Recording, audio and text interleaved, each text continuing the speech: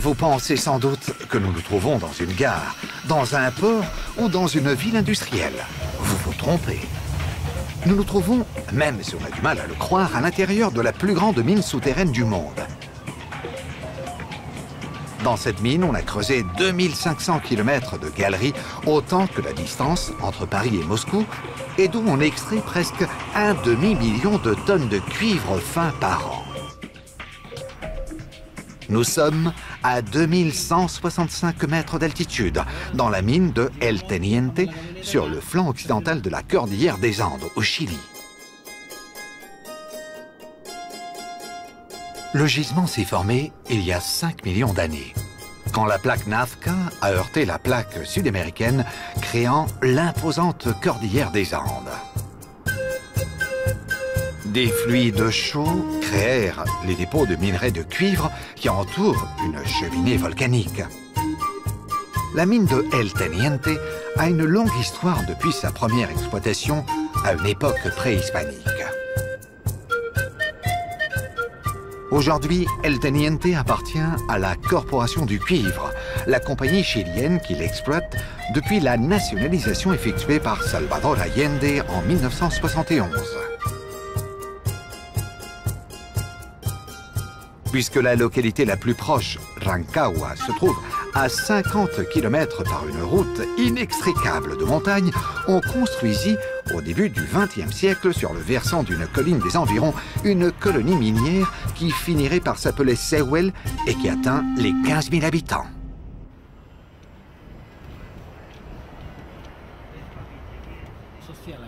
L'architecture de ce village minier est singulière.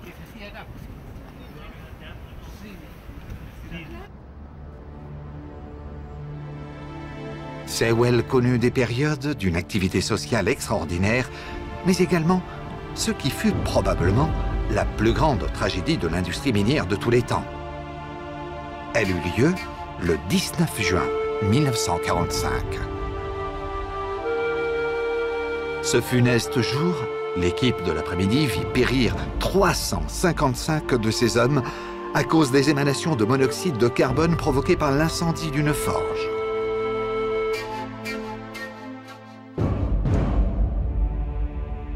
La tragédie s'invite à changer la réglementation de sécurité dans l'industrie minière moderne et aujourd'hui, spécialement dans El Teniente, les normes de sécurité concernant la sécurité au travail sont très strictes. Sewell fut dépeuplée après la nationalisation, mais la ville abandonnée conserve certains charmes qui lui ont valu de devenir patrimoine de l'humanité depuis 2006.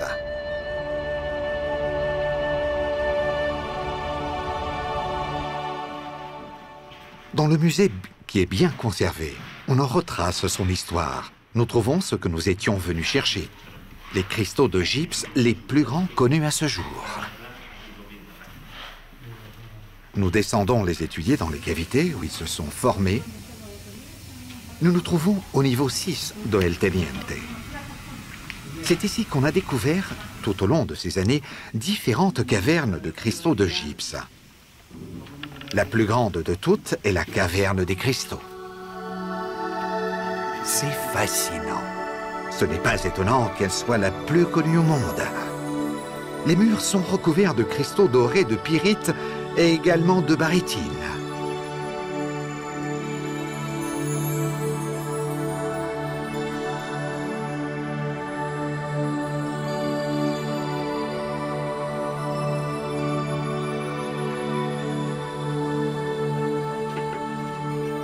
Mais les immenses cristaux de gypse en sont les protagonistes absolus.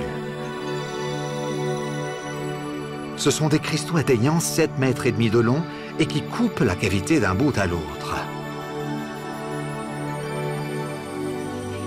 Cependant, outre le fait de reconnaître les minerais de ces murs, on peut à peine faire des recherches dans un lieu qui, depuis trop longtemps, est exposé à l'air extérieur à la mine et qui reçoit la visite de touristes provenant de tous les coins du monde.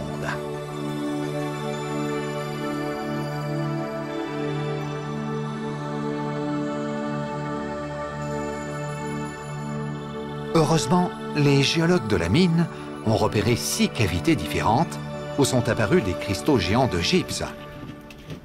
et il nous propose d'en visiter une qui fut fermée après sa découverte il y a 12 ans et dans laquelle personne n'est entré depuis.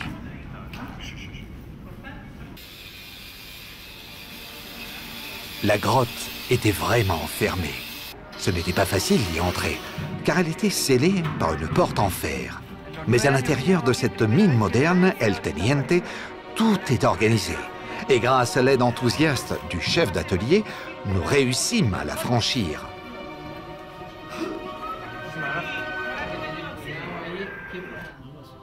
À l'intérieur, nous attendaient les grands cristaux que personne n'avait touchés jusqu'alors. Nous étions tous enthousiasmés. Les chercheurs qui venaient les étudier, les mineurs qui n'étaient jamais entrés dans la caverne et le géologue de la mine, Arturo Morales, qui nous y mena. La transparence des cristaux est la même, si ce n'est plus grande que celle de Pulpí ou de Segovia. Nous mesurâmes et prîmes les échantillons nécessaires, parmi lesquels des cristaux contenant des inclusions fluides, de microscopiques bulles pleines de liquide, c'est-à-dire pleines des eaux à partir desquelles se formèrent les cristaux.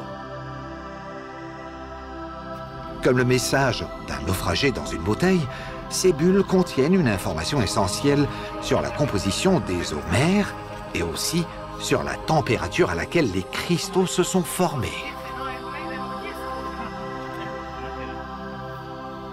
Nous avons également observé stupéfaits qu'un réajustement sismique a réussi à courber ces immenses poutres en cristal. Habitué à la croissance des cristaux dans le laboratoire, je sais combien il serait difficile de créer les cristaux de la grotte aux épées. Il serait encore plus difficile d'expliquer la formation de ces cristaux colossaux de El Teniente, car des conditions spéciales qu'on trouve très rarement dans la nature doivent se maintenir pendant très longtemps.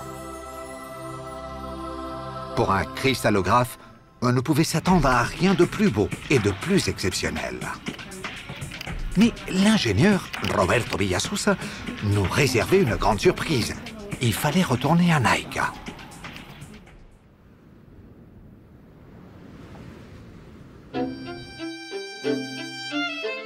Grâce aux premières machines de pompage, les gambusinos et les premiers mineurs purent creuser des galeries en dessous du niveau des eaux souterraines.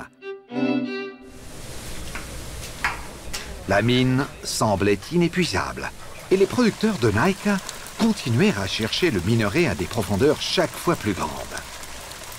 Mais ils eurent à surmonter une difficulté qui, par son défi et par son coût, font de Naica une mine d'eau. Pour permettre le travail des mineurs, il est nécessaire de drainer constamment la mine. Pour y parvenir, les ingénieurs de Naica doivent pomper plus de 65 000 litres par minute, un débit qui descend par le versant de la montagne jusqu'au désert, le transformant en un authentique oasis où fleurit l'agriculture.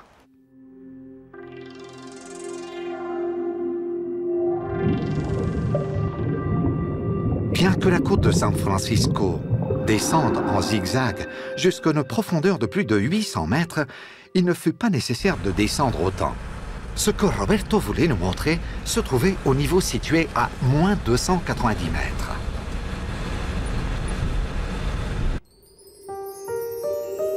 En avril 2000, durant les travaux de percement d'une galerie, deux mineurs trouvèrent une cavité qui semblait contenir quelques cristaux de gypse. Cela arrive souvent dans cette mine, mais cette fois-ci, il s'agissait de quelque chose de différent et de singulier, quelque chose de jamais vu. Derrière l'espace vide perforé dans la roche par le tunnelier se trouvait une immense caverne. Et ils eurent l'excellent réflexe d'arrêter la perforation et d'avertir la gérance de la mine qui décida de sauver cette merveille. Nous arrivons au niveau moins 290. Après une porte métallique et un corridor d'environ 20 mètres où la chaleur redoublait, on entrait à la grotte par une ouverture réalisée par un tunnelier. Juste après, la première impression fut de confusion absolue. Je fus immédiatement aveuglé, car les verres de mes lunettes s'embuèrent, en même temps qu'un coup de chaleur me déconcerta. Après quelques secondes, je réussis à me remettre, j'oubliai mes lunettes et commençai à regarder autour de moi. Je restais stupéfait. Ce n'était peut-être qu'une hallucination. J'étais troublé, respirant avec difficulté, presque étouffé par la température de presque 50 degrés centigrades et une humidité proche de 100%. Je suais à grosses gouttes et tous mes vêtements étaient trempés. Tout m'était égal, car j'étais face au plus beau spectacle du monde minéral. J'étais dans la grotte des cristaux géants de Nike. La première visite fut suffisante pour être saisi par le problème que supposait la compréhension de cette formation cristalline. C'était comme un défi que la nature lançait à celui qui oserait poser ses yeux sur cette cathédrale de cristaux. En tant que cristallographe, je savais que ce qui se trouvait devant moi n'était pas un rêve impossible à expliquer, difficile certes, mais pas impossible.